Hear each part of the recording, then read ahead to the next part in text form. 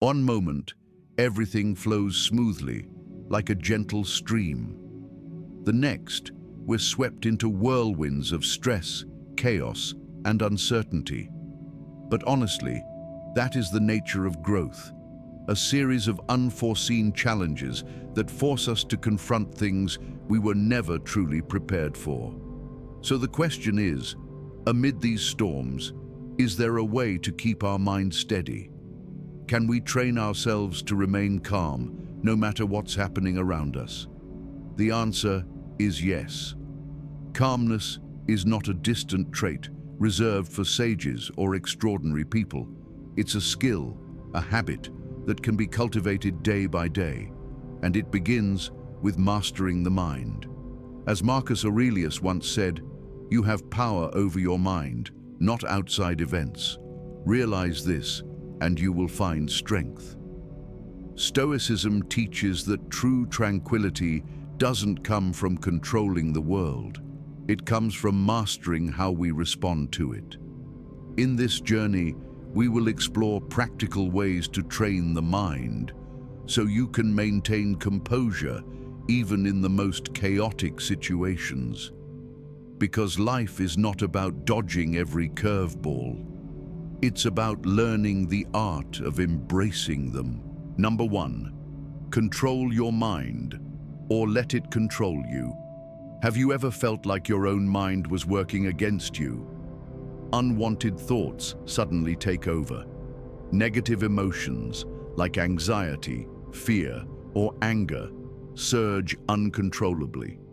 And before you know it, you're acting in a way you later regret. You're not alone. The human mind is a complex force, and when it's untrained, it's easily swept away by emotions. But the crucial question is this: do you control your mind, or does it control you? Imagine this. You're at a party, enjoying the evening. You're in the middle of a comfortable, engaging conversation. Then suddenly, someone makes a negative remark about you in front of everyone. A sharp comment, maybe intentional, maybe not. If your mind is untrained, what happens next? A surge of offense rises immediately. Your heart beats faster. Your self-esteem takes a hit.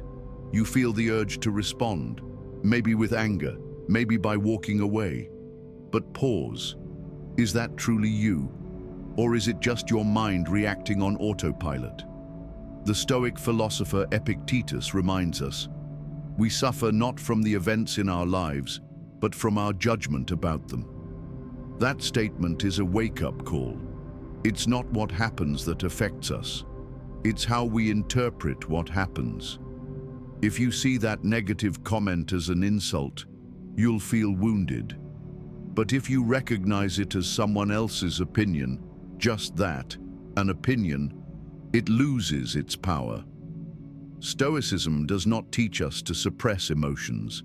It teaches us to master them. Control doesn't mean forcing yourself not to feel pain or anger. It means not letting those feelings dictate your response. When faced with negativity, a Stoic takes a pause. They observe their internal reaction, almost like an outsider watching the self. They acknowledge the rising emotion, but they don't act on it. Let's go back to the party. Instead of reacting with anger or defensiveness, you take a breath. You pause. You look at the person calmly. You don't glare. You don't retreat. You realize their words have no power over your worth, unless you give them that power. You may respond gently, or simply smile and let it go. Because in that moment, you understand something vital. Your reaction is what truly defines you, not someone else's remark.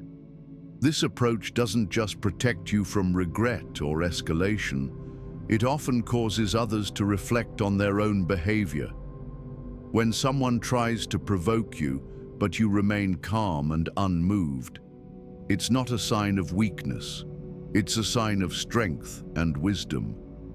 When someone doesn't get the reaction they expected, when they anticipate anger or resistance, but receive composed silence instead, they often become more unsettled than you. That is the power of mastering your own mind.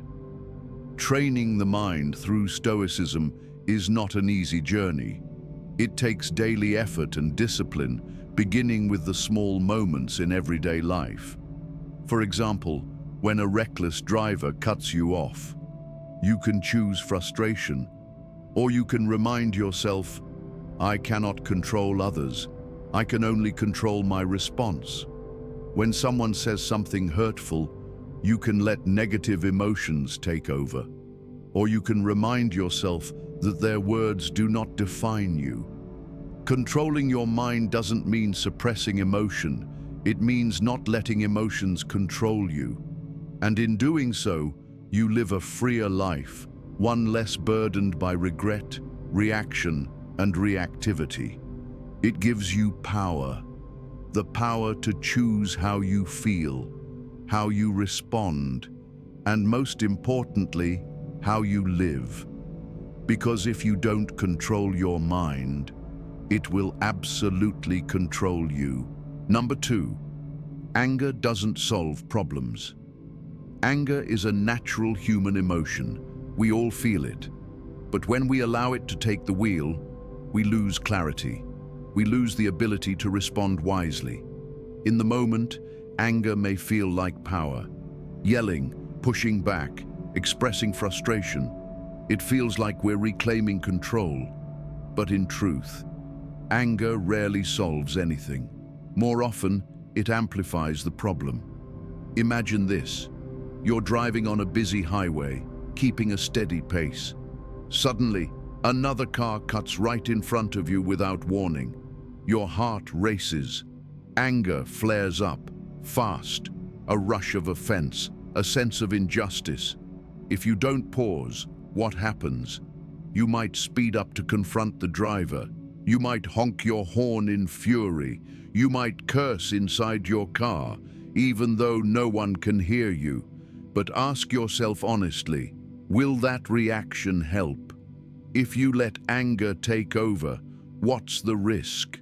You could cause an accident. You could escalate into a confrontation. And worst of all, you lose your peace. Stoicism teaches us this crucial truth. You cannot control the actions of others, but you can always control your own response. Epictetus once said, "It's not what happens to you, but how you react to it that matters." So when someone upsets you, pause, breathe, ask yourself, is this really worth my peace? If the answer is no, then your anger isn't worth your attention. Remember, anger is not the enemy. It's a signal.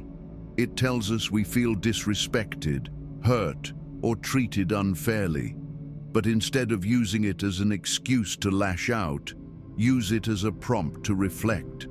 When someone offends you, do you need to attack back? Or should you ask yourself why their words hurt so deeply? When injustice appears, does yelling change anything? Or is there a wiser, more effective way to defend your truth? No matter how chaotic the world becomes, your power lies in how you respond. Someone may try to provoke you, but you have the power to remain unshaken. There's a common misconception that staying silent or not reacting immediately is weakness. But in reality, the opposite is true. Controlling anger takes discipline. It takes mastery. The person who loses their temper first is often the one with the least control, but the one who stands in the middle of the storm, observing, thinking, and remaining still. That is the one who holds true strength. And that leads us to a deeper truth. Number 3, calmness is not weakness, it's strength. In our society, we often assume that loudness is power. The loudest person in the meeting is seen as the most important. The angriest voice in an argument is often mistaken for authority. But if you look closer, if you observe carefully, you'll see a different reality. True strength lies in self-control, not in outbursts. The person who can remain calm, even in the most difficult moments, isn't weak. They are powerful. They are the master of themselves. When someone raises their voice at you, the natural human reaction is to snap back. You may feel insulted, threatened, and your first instinct might be to respond immediately. But pause. Ask yourself honestly, does this reaction help me or hurt me? Most of the time, it doesn't help. It puts you at a disadvantage, turning you into a puppet of emotion. Now they are in control, and you've lost your clarity. A truly strong person knows that calmness is not surrender. It's not weakness. It's a deliberate strategy. Staying composed means refusing to let others control your emotional state. It's choosing not to let chaos outside create chaos within.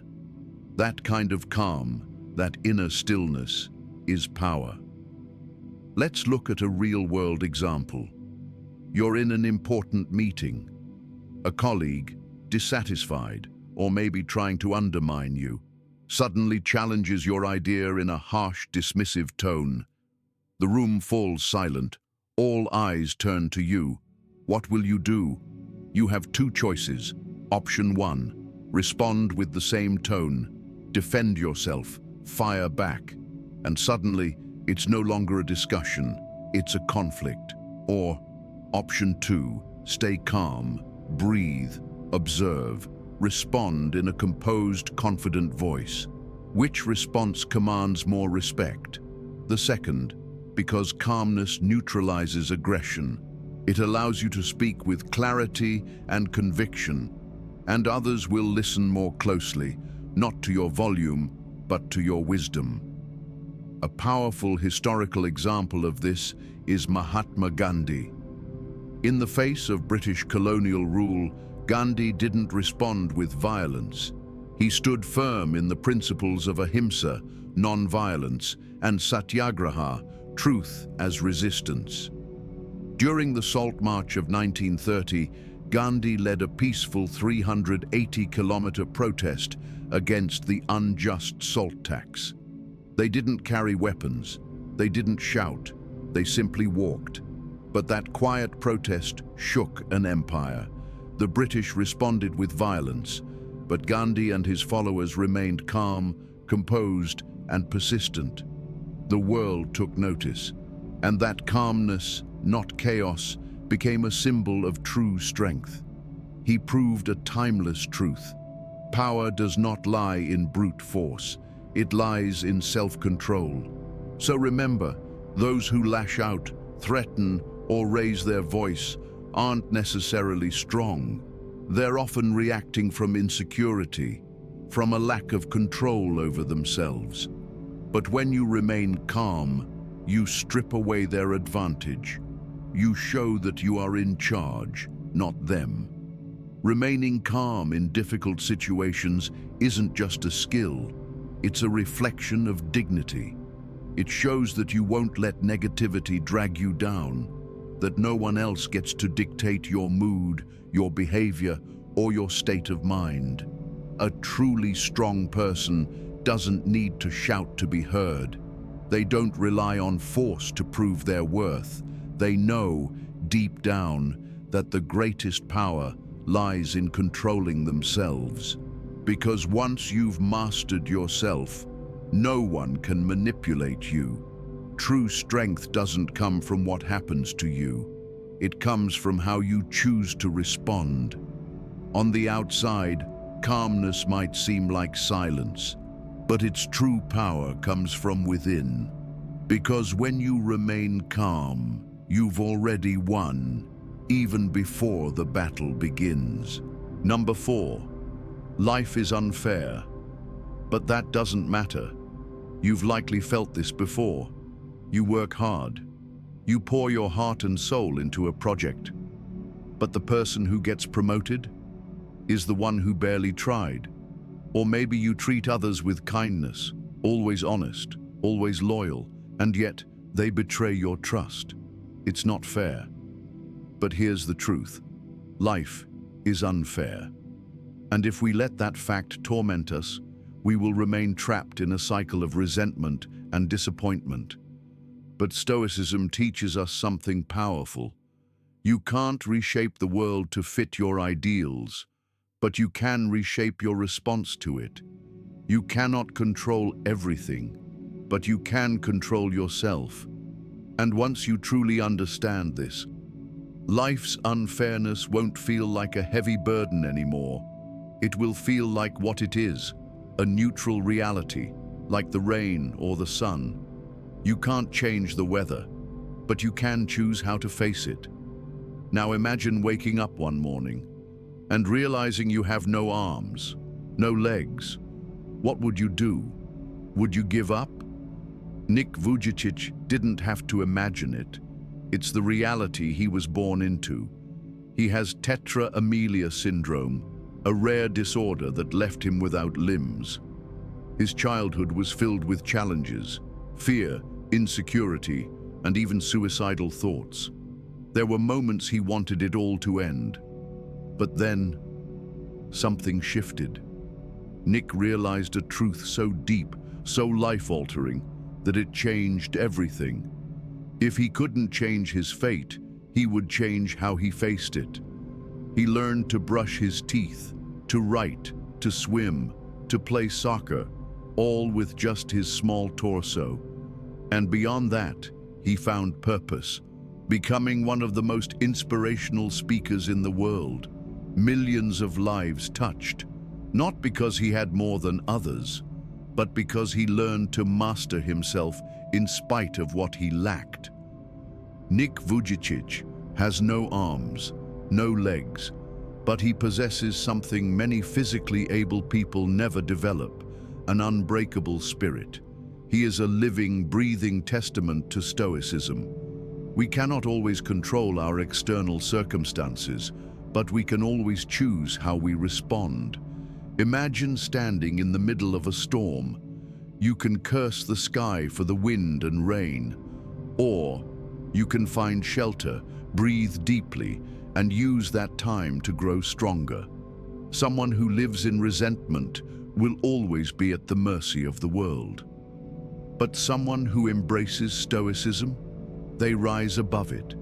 So how do we apply this mindset? Whenever you feel like life has treated you unfairly, ask yourself, will getting angry fix this? If the answer is no, then don't waste your time and energy on frustration. Redirect it. Focus on what you can control, your mindset, your effort, your emotional mastery. That is where transformation happens. Because the truth is, life will be unfair. But that doesn't matter. What matters is what you do next. Will you let injustice break you? Or will you rise and become stronger? Before we move on to the next part of this journey, can I ask you a small favor? If you've enjoyed what you've learned so far, if you've smiled, nodded, or found even one moment of clarity, please hit the like button. And hey, if you haven't already, don't forget to subscribe. Why? Because every time you like and subscribe, you're telling YouTube, this message matters. And that helps us spread this positivity to more people who may need exactly this today. So let's keep sharing this journey. Let's keep lifting each other up. Now, think about a recent moment when you lost control. Maybe someone insulted you. Maybe a bad day pushed you too far, and anger exploded. Let me ask you, did losing control actually help? Number 5, losing control is a choice. Most of us believe our emotions are dictated by outside forces, by how others treat us, by what happens in our day, by the unexpected events that catch us off guard. But if you examine this carefully, you'll realize something profound. We don't lose control because of others.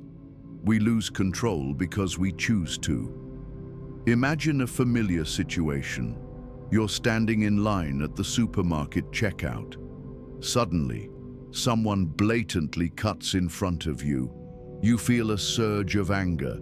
Your heart beats faster. Your hands tighten into fists. Every part of you wants to protest immediately. But then you remember an essential Stoic principle. You can't control what others do, but you can control how you react. In that moment, you have two choices. Let your anger control you, or remain calm and act with dignity. Epictetus once said, "Remember, it is not enough to be hit or insulted to be harmed. You must believe that you are being harmed." This quote reveals a difficult but powerful truth. No one can make you lose control unless you allow them to. When someone insults you and you respond with anger, you've handed them power over your emotional state. When a sudden event sends you into panic, it's because you've allowed your mind to be dominated by it. Now think of someone you admire, a teacher, a boss, a friend who remains calm under pressure. Have you ever wondered why they don't explode with frustration? Why they can still smile even when facing criticism? It's not because they don't feel anger or disappointment. It's because they understand something powerful. Losing control is a choice, and they choose not to. Here's a story that might stay with you. One day, on a crowded train during rush hour, a young man accidentally steps on an old man's foot. The young man immediately apologizes. The old man nods, says nothing, and keeps reading his book. Another passenger watching this says, "Why aren't you upset? If it were me, I'd be furious." The old man smiles and replies, "He didn't do it on purpose. And I don't want to waste my time being angry. My anger won't ease the pain in my foot. It will only burden my mind." What can we learn from that? Many people believe that negative emotions are automatic, that frustration or anger is inevitable, but that's not true. Emotions are a result of interpretation. One person sees someone cutting in line and becomes furious. Another sees it as a test of patience. One person takes criticism as an attack. Another sees it as a chance to grow. So how do we train ourselves not to lose control? First, recognize that you always have a choice. When a strong emotion arises, pause. Ask yourself, will my reaction help or hurt? If it won't help, why give it energy? Second, learn to control your thoughts. When you notice anger or anxiety bubbling up, remind yourself, I cannot control others, but I can control myself. This doesn't mean you must tolerate injustice. It means you learn to respond wisely, not emotionally. Finally, remember, true strength isn't measured by how loudly you react, but by how calmly you respond, even when the world is spinning. When you master inner peace, nothing and no one can shake you. And that is one of the most powerful principles in Stoicism. You may not control the world, but you always control how you perceive it. Losing control or not is always your choice. Number 6, don't get stuck in the past or the future. Have you ever felt haunted by a missed opportunity or consumed by worry over something that hasn't happened yet? Have you ever caught your mind trapped between two places, the past, which is gone, and the future, which hasn't arrived? That's how many people live, or rather, how many people exist. But if you want to train your mind to remain calm in any situation, you must first learn to break free from this mental trap. One of the greatest lessons from Stoicism is simple but transformative. Live fully in the present, because the present is the only thing you truly own. Marcus Aurelius, the Roman emperor and Stoic philosopher, once said, "Remember, man lives only in the present, in this fleeting instant. All the rest of his life is either past and gone or not yet revealed." That's not just a poetic idea, it's a practical reminder. When we dwell on the past, we're holding on to what we can't change. When we stress about the future, we're fearing what we can't control.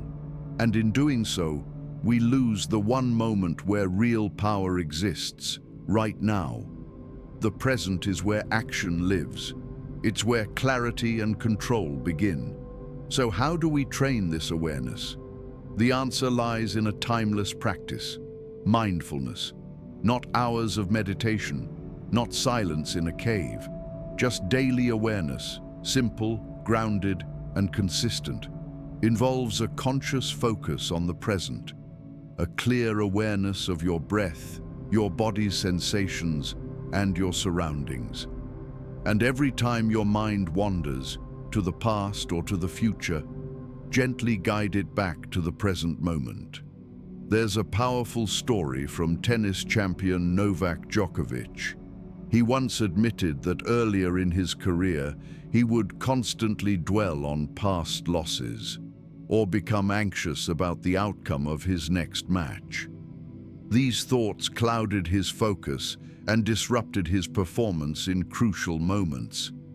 But everything changed when Djokovic learned to live in each point of the game. Instead of thinking about previous mistakes or worrying about what might happen, he focused entirely on the present shot, the one right in front of him.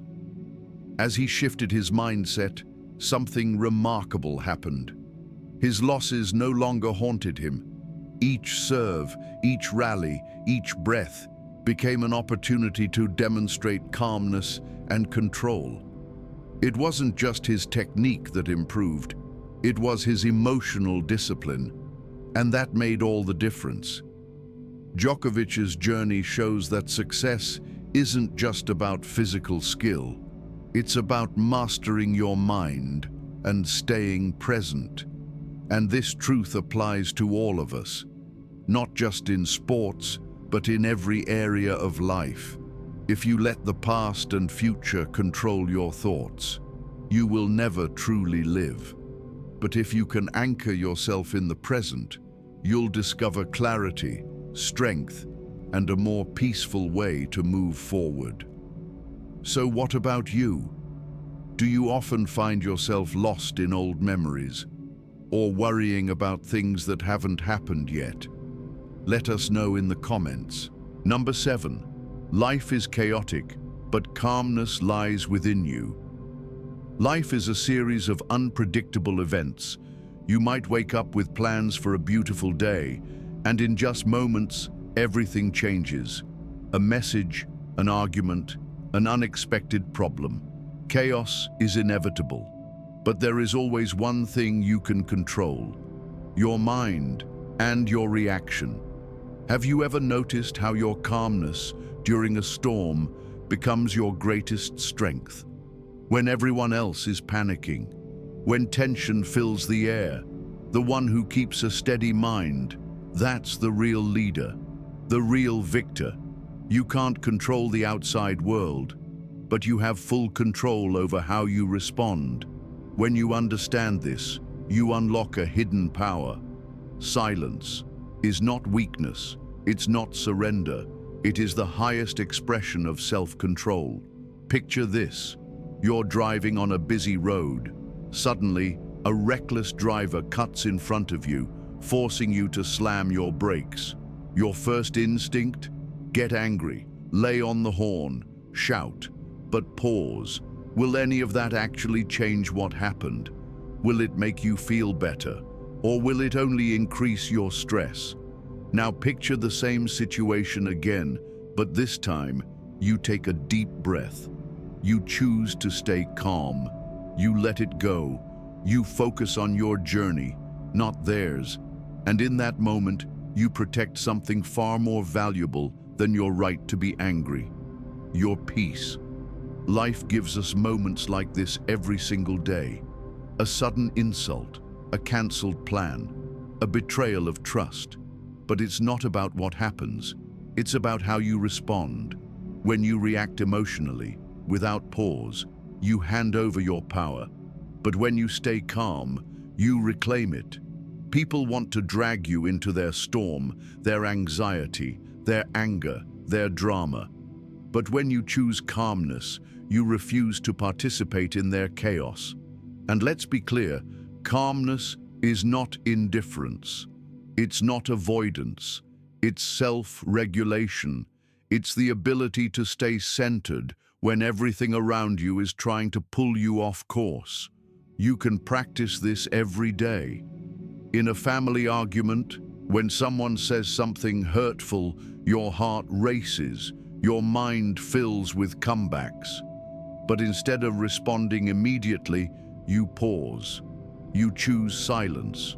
You give the other person space to face their own words.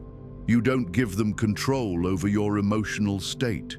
True victory doesn't belong to the one who gets the last word. It belongs to the one who maintains composure. There will be moments when life tests you, unfairly, unexpectedly, and painfully.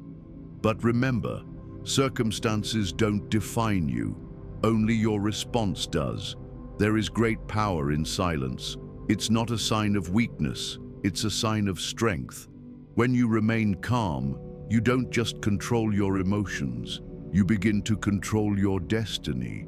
So when the storms of life hit, will you let them carry you away? Or will you stand tall in the silence of strength?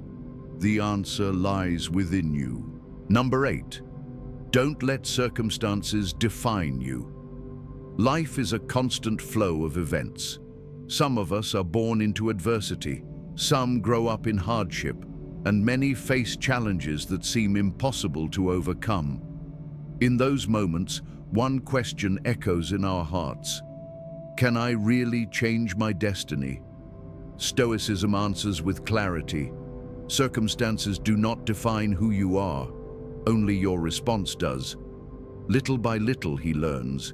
He trains, seeks opportunities, and persistently moves forward.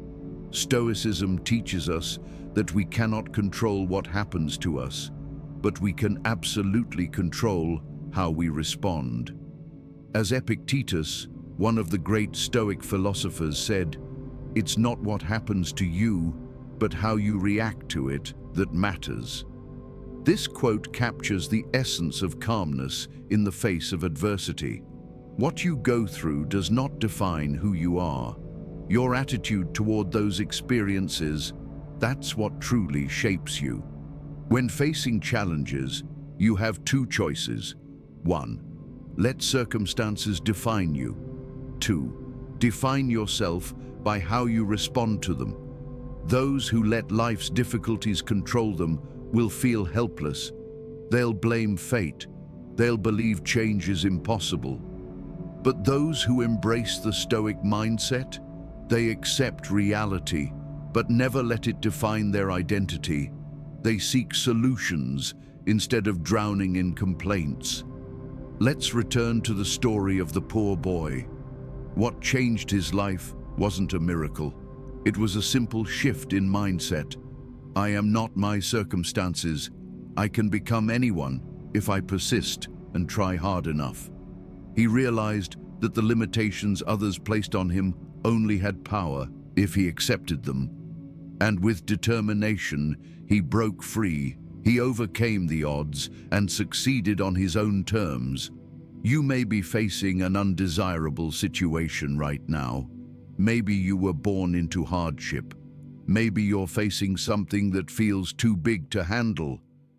But remember this: you are not defined by your situation. Facing adversity with calmness, without allowing it to shake your belief in yourself, that is Stoicism. When someone tries to label you, when the world tells you you can't change, stay silent, face the truth, not with fear, but with clarity, and remind yourself, I am not limited by my circumstances. I am the one who creates my own path. When you maintain your composure, when you understand that your reaction is your power, nothing can shake you. Calmness is not a natural reaction. It's a skill, a habit, a discipline, and like any skill, it can be cultivated. The Stoic philosophers, Marcus Aurelius, Seneca, and Epictetus, taught us this clearly. It is not your external life, but your internal thoughts that determine your peace. When you master your reactions, you not only manage your emotions, you determine how the world affects you. Powerful silence, a calm attitude, the ability to stand firm. These are the signs of a disciplined mind. So what about you? In your daily life, have you ever applied Stoic calmness? Are there moments where controlling your emotions feels difficult? Share your experience in the comments below. I'd love to hear your thoughts. And if you found this video helpful, don't forget to like, share it with someone who might need it, and subscribe to the channel so you won't miss what's coming next. There are many more profound lessons waiting for you right here in our ongoing journey into the wisdom of Stoic philosophy. Keep exploring, and I'll see you in the next video.